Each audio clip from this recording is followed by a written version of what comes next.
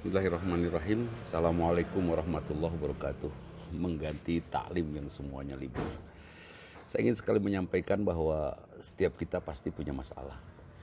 Dan masalah yang hadir pada kebanyakan perjalanan kita itu awalnya dari diri yang merasa sangat penting. Diri yang merasa sangat penting. Sehingga pada satu saat ada benturan yang bertolakan dengan diri kita, kita menolak dan itu jadi masalah. Nah sahabat, Allah mengingatkan saat Rasulullah SAW mendapatkan wahyu yang pertama di Gua Hiro. Rasulullah kaget, Rasulullah terkejut, Rasulullah bingung karena sadar bahwa ini adalah risalah. Ini adalah sesuatu yang sangat berat. Rasulullah sadar itu. Nah, pada saat itu Rasulullah terus berbaring, berselimut, ya semacam tertekan. Tapi datang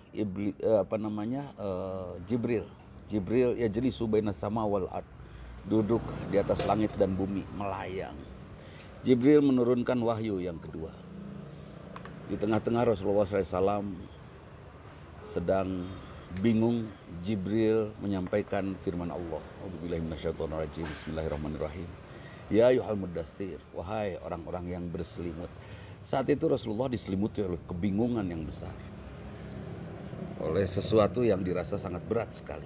Saat ini mungkin kita sedang diselimuti oleh sesuatu yang menyelimuti jiwa kita. Corona misalnya. Kum fa'andir, bangkit, tegur diri, jangan diam.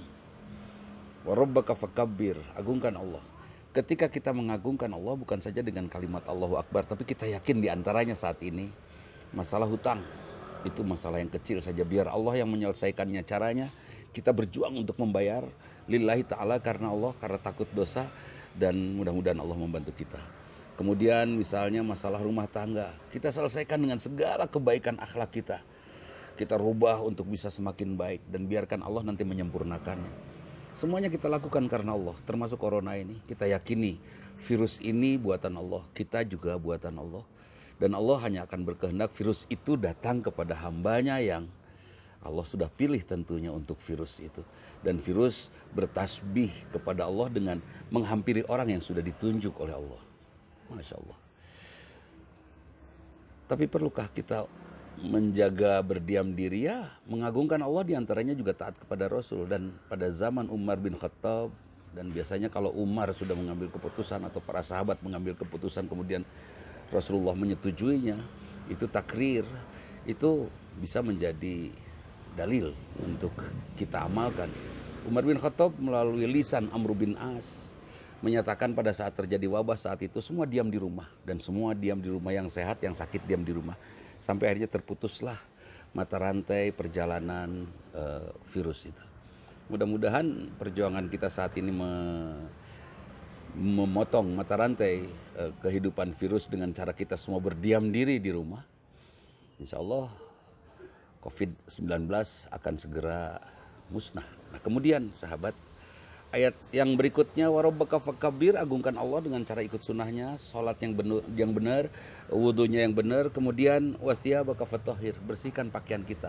Kita coba hidup bersih, ya. Juga pakaian pikiran kita, jangan ada pikiran panik atau perasaan-perasaan yang stres. Jangan, semuanya kita hadapi dengan baik, karena nanti beres satu masalah ini, kalau dengan stres nanti datang masalah lain, efek stres psikosomatis. Jangan sampai terjadi.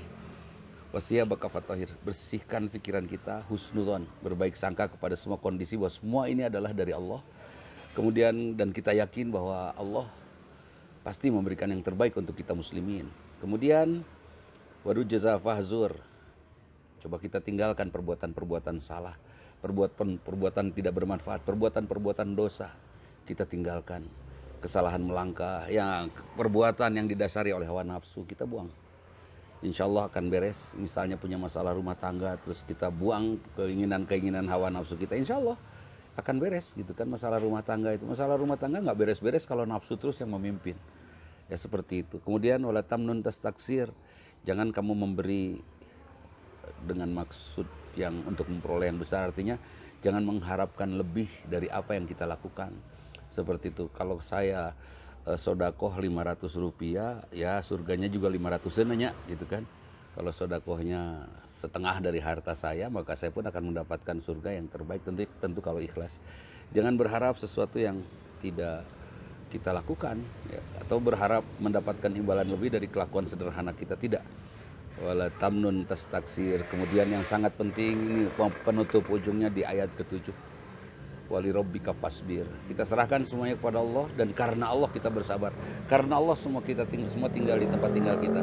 Karena Allah kita putus mata rantai perjalanan virus ini. Maaf, saya lagi di tepi jalan ini rekamannya, di sebuah tempat di mana saya sedang berusaha membuat sebuah tempat pertemuan, ya, pertemuan bagi para penggemar kopi, untuk kita nanti akan mengaji bersama-sama di tempat ini. Mudah-mudahan kalau di Google Map ada tulisan Kopi Madani, itu di sini ini tempatnya. Mudah-mudahan surat Al-Mudatsir 7 ayat ini memberikan pengertian kepada kita untuk paham bahwa kalau kita merasa bahwa kita sedang diselimuti oleh kesulitan, agungkan Allah, bersihkan jiwa kita, pakaian kita, lingkungan kita, apapun yang ada pada kita. Kemudian jangan melakukan kesalahan sekecil apapun, dan tentunya jangan mengharap lebih dari apa yang sudah kita lakukan. Ya, kalau kita seperti ini, ya sudah, harapkan seperti ini saja, jangan berlebih. Gitu. Itu saja, sekian, mohon maaf. Qulu qouli hadza wa astaghfirullah li wa lakum. Assalamualaikum warahmatullahi wabarakatuh.